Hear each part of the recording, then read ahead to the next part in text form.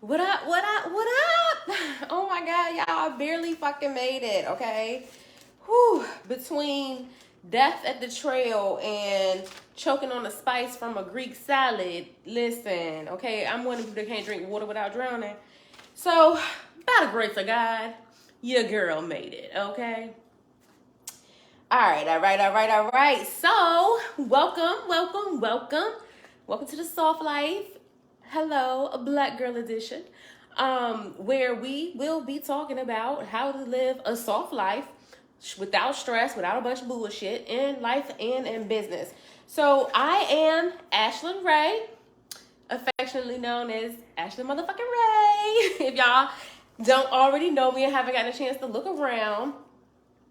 Okay, so I'm gonna be quick. I see that there's I was gonna wait around a little bit for some people to hop on, but I'm gonna go ahead and get it going because honey, I am old. It is 7 p.m. It is time for drinks and soft sheets, okay?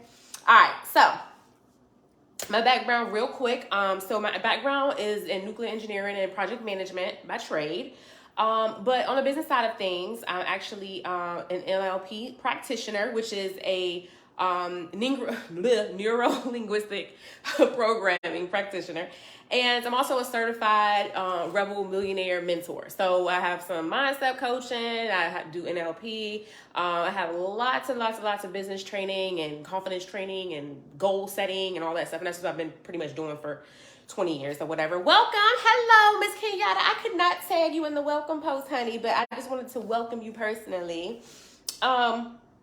So let's talk about real quick why I'm here, how we got here, how this group got started. So we've been hustling for a long fucking time. We've been hustling a long time. We've been proving ourselves a long time. We have been excelling for a long time, being the strong friend, the strong person, the person that everybody else relied on. And it's time for us to go ahead and be like, yo, nah, we ain't doing that. We're going to not be critical of ourselves and set some boundaries and allow ourselves to be vulnerable and creative and, you know, have a meltdown if we need to. So for myself, in the industry that I'm in, it's male dominated, and it's not just male dominated, it's like old white man male dominated. And then, you know, between that and being the token, right? The token Black woman and excelling and proving myself and trying to be heard and trying to have a voice.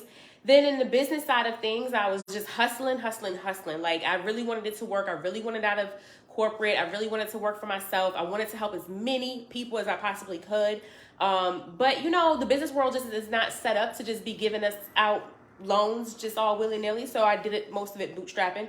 And it took a lot out of me. It was very exhausting. I gave my all to everyone. So I got here when I came back into the business world and when I went back to corporate, I said, look, I'm not doing that shit again. I'm not working myself to the bone. I'm not bending over backwards. I'm not, you know, putting everybody else before myself. And what I found is that it was a lot of other women that felt the same way. Like all of us just been working and hustling so hard and we've become these hardened shells of ourselves because we're not really given the freedom to be vulnerable, to be creative, to be curious. Like how do you even know if you have a new hobby or a new interest if you're never off the path of like hustling to the next thing? So with that being said, I decided that I was just going to, you know, lean into my feminine energy, my creativity, and all of that good stuff. And so then I found out that there's a whole thing called the soft life. Like they named it, they coined it. And I found that I generally do a lot of things before things are coined. But I'm glad that this name was coined because it made it easy for me to find you guys. So what can you expect of this group? So the reason we're here is because I just really wanted to share with other high performing first generation bag getters. You know, a lot of us are the first generation that graduated college, first generation that hit 6 figures, first generation to have our own businesses and all these other things. And so I just wanted to reach as many people as possible to help them put boundaries in place and to really design a life that they really want and not one that life has given them. You know, it's really about being intentional and making and setting choices and doing things the way you want. So what can you expect? Well, I will be doing lots of free trainings, actually weekly trainings. I'll be doing I have programs to share with you guys. Some are paid, some are free. And they're both for both business and for lifestyle. So initially this was supposed to be for high figure high earning, 6-figure degreed women to design a life that was more comfortable for them. Like they're always their oasis. They don't need a vacation from their life. And what I found is that it also needs to like go into business as well. So I said, well, that's fine with me. My life and my business is always intertwined. And so that's just how it is for me because my business is my passion. And so we can do it all together. So also I'm planning on doing like retreats that we can all go to, planned events and things like that. So I'll be dropping value posts, like just templates and journals and guidelines and all kinds of things that I think would be helpful to you in order for you to design your life in a way in which you want. And I know everybody keeps like, what is a design of life in the way in which you want? Well, for me, that means that everything, again, is intentional. So everything about your life, you love it. So for me, like, I love everything from the sheets I sleep on to the letter opener that I use. Like, I love everything about my life. I choose everything with intention and purpose. I don't own anything that I don't use, and it has to be functional and beautiful. And so that's just my environmental side, but then also the engagements that you commit to, the promises that you make to other people and how you show up for other people, but also how you show up for yourself. So how are you taking care of yourself? Are you making sure your cup is full before you do things for other people? Are you allowing yourself time for leisure and fun and just curiosity, right? So let's talk about why you're here. So if you're here, that means you too are tired of bullshit. You too are ready to shed your Teflon mask, right? And really show up and be the person who you are and not the person that you've had to be, right? And allow you to flow into your soft and your creative and peaceful space. So right now, you're probably steadily taking up more responsibility. You probably think you need to make more money, or maybe you need to get to this next role, or as soon as you get this business, or as soon as you lose this much weight, and blah, blah, blah, blah, blah, right? And really, is that helping you enjoy and relax and de-stress?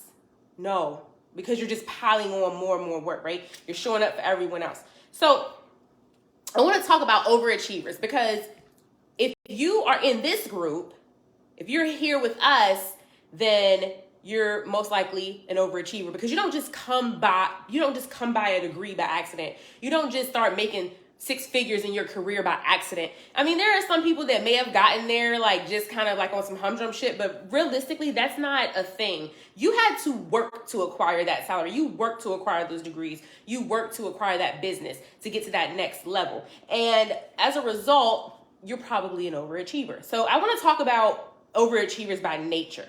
So overachievers by nature generally come from 2 ways, right? The first is probably someone who it's almost like a response to a trauma, right?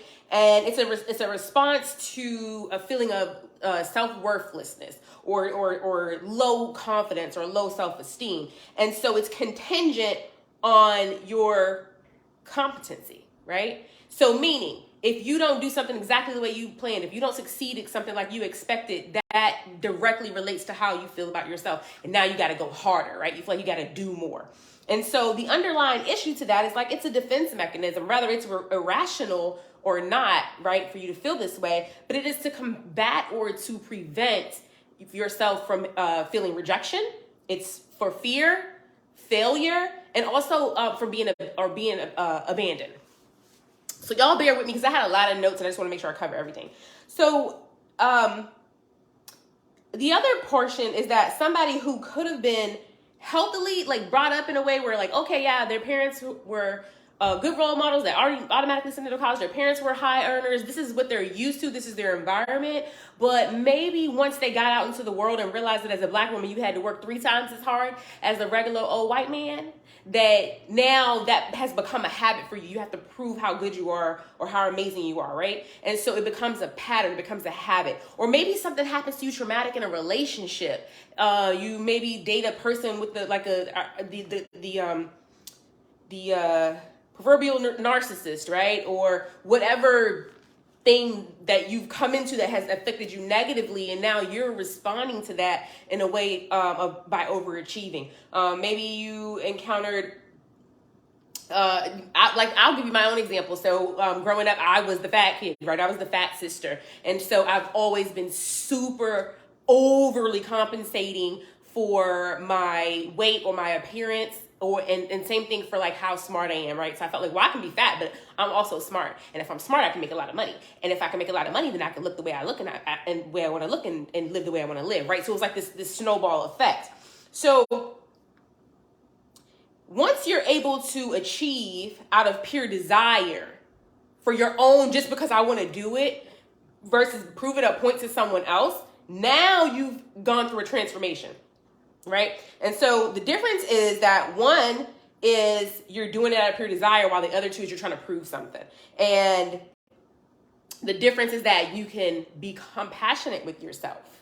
You can let up off of yourself. You don't have to be so super critical about how you did something. Like you go to bed and you're like, oh, I know I really should have emailed those people. I know I should have finished that website I was working on, or I should have did the report, or whatever the thing is. I didn't run this amount of miles because this is what I committed to, whatever. If you're doing it out of pure desire because you want to be a better person, you want to have better health, you just are curious about something, that's a very different dynamic that you'll have with yourself. So, whew, girls, I got a lot to say. I'm gonna get through this really fast though. So, okay. I did give you some examples already. And another one of those examples is actually the invisible child. So I was actually the invisible child. I got all the fucked upness, okay? I got like all the characteristics to inevitably lead me to an overachiever. Like I didn't have a choice in the matter, okay? It's just like, God said this is what it is, right? So the invisible child, the child that the parents are like, oh, we ain't have to worry about you because you always did everything right, okay? Or maybe you grew up with a single mom that was hard on you. The token minority, we talked about that. We talked about, having a character, some kind of appearance issues or something that you deem is not good enough. It may be irrational, but you deem it not good enough for whatever has happened to you. And so what I'll be able to help with is, again, identifying those types of triggers, and then how to distance yourself from those types of triggers, how to set up those boundaries, and then how to be intentional. Some stuff I ain't gonna be able to help you with because I'm not a therapist. So some stuff might be super triggering and you may need to actually seek therapy. If we ever came to that point, we had a conversation, I felt like, hey, this is above my pay grade, I will absolutely tell you. But I do want to shed light on a lot of the stuff that we as super successful women deal with, okay? So let me see here.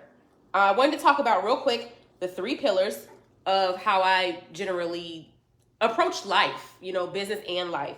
And that is, number 1 is mentality and spirituality, right? So how do I check in mentally? How do I make sure that I'm grounded? How do I make sure that I feel safe in what it is that I'm doing, right? The second thing is boundaries. Boundaries, literally, get some boundaries, get you some peace. It's like a book called that or something, like literally. So the boundaries is what is going to separate you from the triggers that you have already identified and are aware of.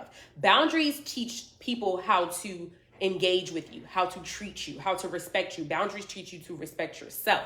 And that is in any situation. I remember when I first started coaching, business coaching, and my DMs would be blowing the fuck up. And I'm talking about, I wanted to be so helpful. And so I would just answer all the time. Like I didn't care if it was in the middle of the night and I was awake and I saw it blink, I would respond. But what happened was I trained people to know that I was available at all times, no matter what. And that drained and exhausted and killed me. And I did the same thing at work and in relationships and stuff, because naturally people pleasing, right? So boundaries. So we work through step 1, mentality and spirituality. Step 2, boundaries. And then the third thing is image and lifestyle. And so we're going to really unpack the whole image thing, because I really get a kick out of people who be like, I don't care how I look. I can't wait to unpack that. But image and lifestyle. So how do you present yourself to the world? What is your public facing image? Always be on brand, whatever that brand is. Maybe it's minimal, maybe it's dramatic, maybe it's, poised and put together, whatever it is, but always be on brand. So image and lifestyle. When you're always on brand in your environment and how you look, again, it sets precedence. It sets the stage for how people are going to receive you, how they're going to interact with you, how they'll engage with you, but then also how you treat yourself. And that's really important. Like, my home is set up like a 5-star hotel. Like, I don't need to leave this motherfucker to do a damn thing, okay? I love being here. If I leave, it's because I want to go experience a new thing, not because I need a break from where I am. So I'll have lots of things to share with you, you guys coming up. We got some really exciting things coming up. I'm doing monthly giveaways. You will earn points by being on the live training. So if you're on the live training, then, go ahead, drop your emoji, say what's up. And then if you're watching a replay, you get points as well. It's a little bit less points, but you do get the points for it. So if you're on the replay, hit replay, give me an emoji so you can get your points. But I do monthly giveaways, and I'll do those at the end of each month. I haven't decided what it's going to be for this month yet, but I will make sure I definitely let you know. I have really exciting stuff to come up with to share with you guys. It's really going to be good. It's going to be good. Like, I don't have it all mapped out because I didn't want to give everything away, and I didn't want this to be too long. But maybe you guys have some questions and some things that you're going to talk about, or you're hoping that I drop or discuss with you. So I would love to see if you guys have any questions that I can help you guys with. Drop them in the comments if you do. And that's all I got for now. So I'm going to holler at you guys. I'm so excited. This is the first one, right? This is just really an overview. This was not a training, but definitely an overview so that you guys can know what to expect. So you can get a feel for me and my energy, my personality, and all that good stuff. And thank you so much for the people that I did see live and join me and attend. I can't see any of you guys' names, but thank you. I will see you next week. And yeah, Ash is out. Gang, gang.